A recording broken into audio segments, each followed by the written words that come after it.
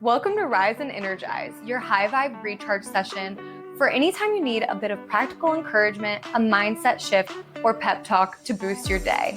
I'm your host, Morgan, and I love sharing stories, tips, and tricks that help us find the spark we need to move forward with purpose. Whether you're working on your career, your health, or your relationships, this show helps you stop overthinking and start stepping into the version of yourself you know you're capable of being. Let's get into it. Hello. Welcome to another episode of the podcast. I'm so glad you're here, whether you're listening to this right when it comes out or somewhere down the road in the future when you're looking for something that is going to help you with your New Year's goals or just new goals in general. But whatever it is for you, I'm so glad that you're here. So thank you for tuning in. I did want to remind you that doing things like subscribing on YouTube, subscribing in general to any of the platforms that you listen on, Spotify, Apple Podcasts is super helpful, but then also leaving Apple reviews is really helpful for people who are searching on Apple. It makes you a lot more searchable when you have more reviews. And recently I've had a few come through, so thank you for those of you that are leaving those. I did want to shout out one of them that came through. I have a sneaking suspicion that I know who this is, but I'm not totally sure because on Apple Podcasts, they always have weird usernames, you know what I mean? If you scroll down to Rise and Energize, some of these usernames are so funny and it's really hard to know who they might be. So anyway, this one was JMoney816 and said, I really like the energy Morgan brings to my ears. Not only is she fun to listen to, but she has real wisdom and insight at the same time. Love listening and genuinely brings a smile to my face. Thank you so much, J Money. I appreciate it so much. And that's exactly what I want to do. I want to bring you some energy. I want to bring you some inspiration. And I want to bring a smile to your face at the end of the day. So hopefully you log off of these episodes, or I guess log off is not the term for podcasts. I don't really know. But hopefully you end these episodes feeling a little bit better, feeling a little bit more inspired, a little bit more motivated to do whatever it is that is important to you and helps you just get one inch closer to the life that you want to be living and your dream life. So I am super excited for today's episode. I'm almost thinking of this as like a part 1 and 2, because before we get into goal setting and vision casting and all of that for 2026, I think it's really important to assess where we are. And this is a personal growth podcast. So if you have clicked on this title, or if you're listening in to this podcast regularly, you probably are someone who is ambitious, but also wants to live a well-rounded, intentional, mindful life. And all of us have different things that we are excelling at and things that we're maybe wanting to improve in the future and things that are more important to us than they are to other people. So this assessment is something that I used to do kind of on a quarterly basis whenever I was heavy into my network marketing business. And it has nothing to do with network marketing. It was just something that someone had shared within that community that I was a part of. And I feel like it's really helpful for assessing where you are now and then also assessing where you want to go. Because here's the thing, I feel like a lot of the time toward the end of the year, especially when we're setting New Year's resolutions and New Year's goals and all of that, toward the end of the year and the beginning of the year, we start to adopt some goals that other people share. And we're like, oh yeah, that sounds good. I'll do that too. But then we realize like it's not actually that important to us. For instance, we just shared our New Year's goals in our little book club chat that we have, Shared Shelves, which also it has its own podcast, Shared Shelves Book Club podcast. So go follow that if you are a reader and you like to talk about books or listen to other people's reviews of books that you've read, go listen to that one. But in our Shared Shelves Book Club chat, we were sharing our book goal. Well, maybe for someone who is really focusing on career growth in 2026, or is really focusing on physical health in 2026, or really wants to go back to therapy in 2026 and start journaling and kind of work on personal growth, maybe reading more books is not a goal that you want to have. But you hear someone say, I want to read 1 book per month in 2026. And you think 12 books a year. Yeah, that's doable. I could totally do that. I'll make that a goal. But really, it's not important to you, and your intentions for your life in 2026, reading is not something that's important to you, but you just throw it out there as a goal, and then later you're disappointed whenever you don't reach it. Like, let's be intentional about our goals. And I think part of that is assessing where we are and where we want to put focus on. So I'm going to walk you through this assessment. I think you can do this at any time in your life. I just think that at the end of the year is a fun time to do it. And my husband and I actually kind of did this last year at the end of, how would that be? At the end of 2024, going into 2025, I couldn't think of how that would be. But yeah, going into 2025, I think we actually did it on New Year's Eve because we had like no plans. We've become kind of boring for New Year's Eve, and we just hang out with each other. We have like a glass of champagne at midnight, assuming that we stay up that long, and we watch the movie New Year's Eve, the one that has all the different people and storylines in it, and it's so fun. Anyway, all that to say that we actually did this little assessment at the end of last year, and it helped us set some of our goals for the new year. So I think that it would be really helpful to do at any time of the year, but especially now when you're thinking about goals, let's set them intentionally and let's really focus in on the areas of our life that we feel not only that we're lacking in maybe, but that are actually important to us. So I want you, as you listen to this episode, you might be listening like in the car or in the shower or while you're getting ready or while you're doing chores or something like that. And so normally these episodes they're kind of like a pep talk, a boost, a little reminder that you're doing great, boost of your confidence, that sort of thing. But this episode is a little bit more actionable. So I would love if you have a second, even if you're doing one of those tasks, maybe you could get creative and pause me every once in a while and like have a note open on your phone or something. And if you're driving, you just like voice to text about that particular subject, because I'm going to go through the 7 areas of life balance. This is what it's called. I think it comes from Zig Ziglar originally, but I don't know. I just heard it from a previous coach that I had and kind of adopted it as a regular practice for assessing these 7 areas of life balance. So you'll give them like a rating essentially. And then once you assess them, you'll circle, let's say 1 or 2. I like to only circle 1 or 2. And those are going to be your focus for the next period of time. And you can designate this period of time as being 2026 overall, or you can be like, these are the areas that I want to focus in on for the first quarter. So I'm going to check back in on these at the end of March. I also think this is really great to do with a partner. You guys could do it separately. Like you could send this episode to your partner and be like, hey, I think that we should do this. You should do yours individually for me. I'm going to do mine. And then we should come together and see if they kind of correlate, like one of the areas is family. So if you're feeling really good about your relationship with your family and your partner isn't, then maybe that's something that you guys can come together on and you can work more toward the desires that they have to improve their family relationships. So that's just one example. But if you're listening to this while you're doing something else and you don't feel like you can really assess this as you go, no worries. You can pause and come back to it. Or you can try to do a mental assessment, but I do really highly encourage you to actually write this down somewhere, even if it's a note on your phone or just like on a Post-it or wherever it is. I do highly recommend that you actually take note of this so that in the future you can go back and assess where you were and where you feel like you are now and where things may have like taken a back burner and where things you may have improved on. So first, so there's 7 areas of life balance. I'll tell you all 7 of them and then kind of go through them and explain what they are. Some of them are pretty obvious just in the name, but I'll tell you which ones they are, how I would define them, and then I'll even just go ahead and assess while I'm here on the spot. I didn't plan to do this, so this is going to be a little scary, but we're going to do it. So first one is spirit. This is spirit or soul, we could call it. Second one is partner, spouse or partner. If you're not in a relationship, I would just call this like your close personal relationships. Whatever your top 1 or 2 people in your life that you see every day and care about, like that top 1 person. Probably someone's coming to mind, even if you are single, don't have a spouse or a partner. The third is family. The 4th is community. The 5th is physical.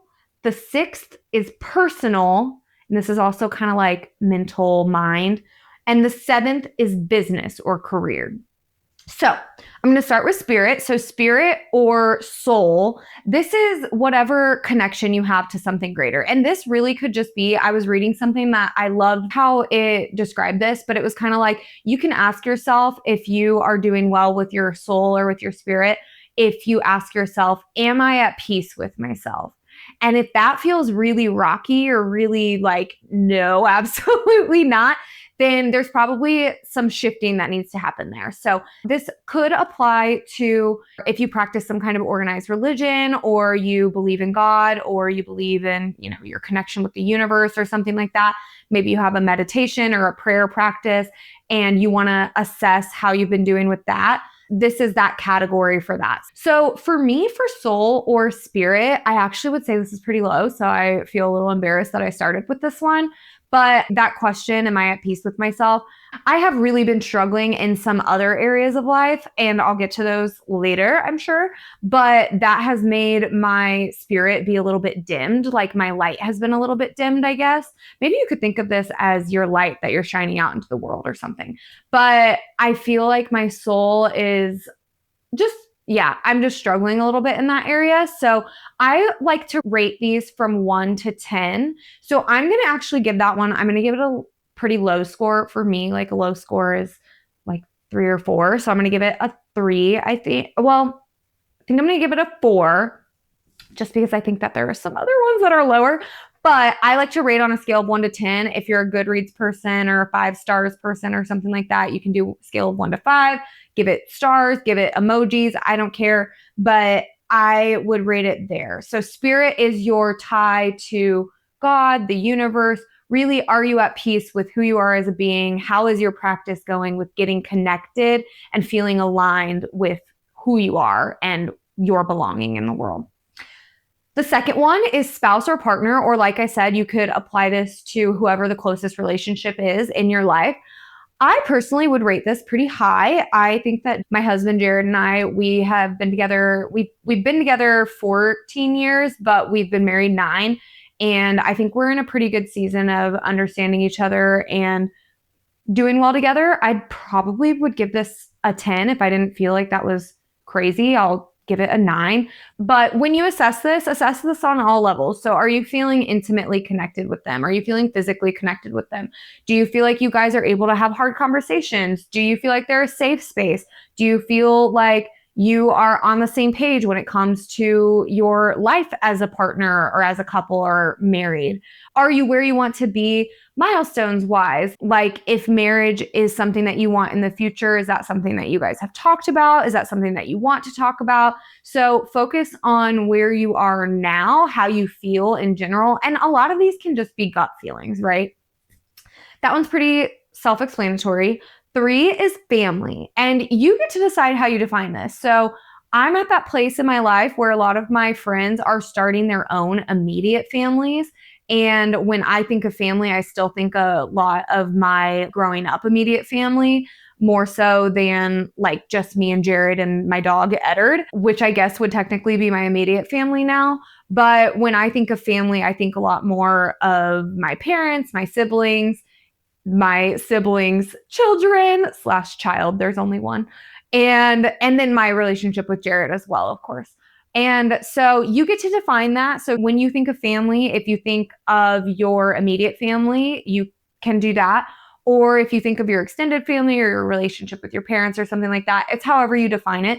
But I'm going to go ahead and still define it as my relationship. When I think of my family, I'm going to think of it as like my siblings and my parents.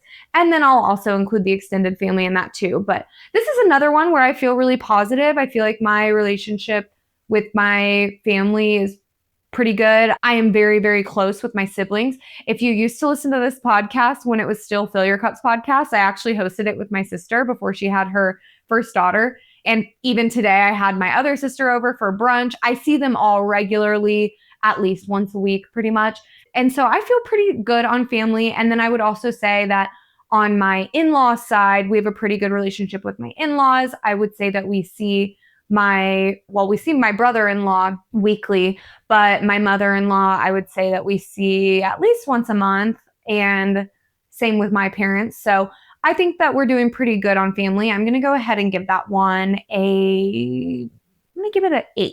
Next one is community. In this one, I would encourage you to think about your circle of friends, but I would also encourage you to think about, when you think about community, think about how you're serving your community. So do you have a place in your community? When I think of community, I think about, do I feel of importance to the people surrounding me? Or do I feel a sense of belonging to the people around me? Because you might have a lot of friends, but if you don't feel important to them, maybe that's just me, but if you don't feel important to them, then it can feel really lonely still. And you may not feel like you have a really strong sense of community. So for me, I also think this is another strong one. I feel like, again, I'm really close to my family. My sisters are a lot of my community, but I also have a really thriving book club. I mentioned Shared Shelves. I love that group so much, and it's such a good, solid source of community for me. Even at work, I have several friends that I feel really close and tied to, and I do feel of service to these people. I feel like I offer opportunities for us to gather.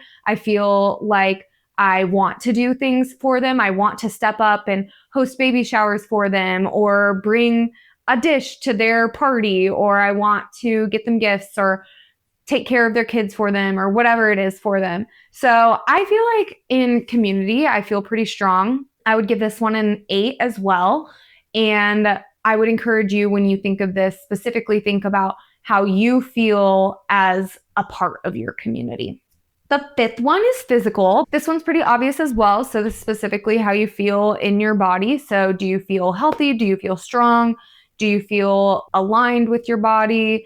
On the flip side, if you aren't feeling that way, maybe if you're feeling really fatigued or bloated, or you're sick very often, or going up the stairs is a struggle for you, or you feel out of breath really often, or you feel like you've been eating junk a lot or something like that, then maybe this is one that you rank a little bit lower. So for me, I feel pretty solid in this.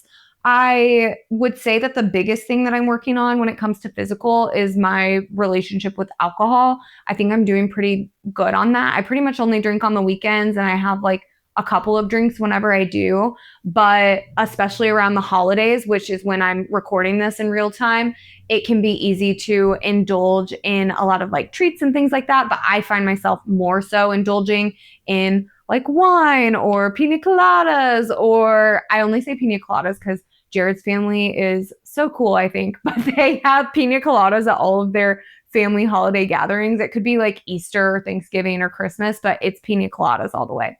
But anyway, so wine, pina coladas, mimosas, whatever it is, I find that special occasions, I use it more as a reason to indulge in drinks than in food. So that's the one thing that I would say I've been working on. But as far as like my water intake and exercising regularly and eating mostly a whole foods diet with high protein, that's something that I definitely prioritize and have worked on. And so I would give myself a pretty high score for that. I'm going to say a 7 for physical. And then 6 is personal. So I would also call this like mental health or mind. So we just did physical, which is body. Personal is mind or mental health. So how you feel mentally. If you have been going to therapy for a while, maybe this is something that you've improved on, or maybe this is something you've been feeling down, especially in the winter months. I know that we can all get kind of that sad seasonal affective disorder kind of thing, but mental health is what I would say you're going to rank here. This is another one that's a little bit low for me. And again, I think it has to do with that soul aspect. But I almost feel like turning 30 this year has made me just really get in my thoughts and get in my head and think like, what am I doing here? And, all of that. So it's been kind of interesting. But I would probably give myself like a 5, like right middle of the line, on the cusp of being either better or worse. And then the 7th one is business or career. And this could be anything that is related to something that you're building on career-wise for the future. So you might apply this to your full-time job. You might apply it to your part-time job. You might apply it to if you have like a side business or a side hustle. You could apply it to where you feel like in your education, if you are working toward like an education or a certificate that you can get a job in the future. So not everybody has like a career or a business, but you can think of this as your contribution to society and meaningful work in general. So whatever meaningful work that you're doing, ask yourself, am I doing meaningful work in my life? Do I know what I'm working toward right now? Am I working towards something that I care about? That is what you can ask yourself to answer this question. For me, this is another one that's been kind of shaky. I feel like the work that I do is very meaningful and very impactful, but work life has been a little bit of a challenge. So I'm going to go ahead and give this one a 6, and hopefully that'll improve in the future. But after we go through each of these areas, so hopefully you just went along with me, you kind of assessed yourself, you kind of said, okay, I'm between a 1 and a 10 on this. Maybe you're more extreme than me and you allow yourself to give yourself 1s or 10s. But either way, I want you to assess each area of life. And then that way you can kind of reflect on it. And then now I want you to pick like which one you feel like needs the most attention. So maybe you gave your lowest score to business, but you actually care more about your spouse relationship. Like maybe you want your spouse relationship to be a 10, obviously. I mean, we kind of want all of these to be 10s, right? But come on. Anyway, so you want your spouse relationship to be a 10, and your business number might be at like a 4 or 5 or something, but your spouse relationship is at a 6. And you're like, I'd really rather focus on improving that because it's more important to me than building my career or building my business goals. Then circle that one or highlight it if this is on your notes app or something like that, and choose that one as the one that you want to work on. When you're looking at these, you don't necessarily want to like neglect the ones that you already gave high scores. Like for me, I think I gave high scores to family, community, and physical. So those 3, it's not that I'm like, okay, good on those, going to be done with those. Let's keep going on those. Let's celebrate the fact and like pat ourselves on the back for the fact that those are going well for us. But then let's just maybe not worry about setting goals for those specific ones. Or if you set goals, set maintenance goals, right? Like if you're drinking 100 ounces of water a day, then maybe just keep it at 100 ounces of water a day instead of moving it on to like 150 or whatever. So I would really encourage you for those, if you are going to set goals, just kind of keep them maintenance goals, keep doing what you're doing because obviously you feel good about it. And then for the ones that are lower, look at the ones, pick 1 or 2 that are really important to you. You know, maybe you feel like your mental health is in the toilet and that's really important to you, and you need to seek a therapist, or you need to even seek a hobby. You need to seek a book club, or you need to start cross stitching or something like that to help improve like just your mental health in general and your mind in general. Maybe that's something that you really need to focus on this year. Circle that one. And then next week, I'm going to talk to you about goal setting for the year and my take on doing that. So hopefully you loved this episode. If you did, please let me know. I love when you DM me on Instagram and tell me like, oh my God, I love this episode, or when you share it on your social media.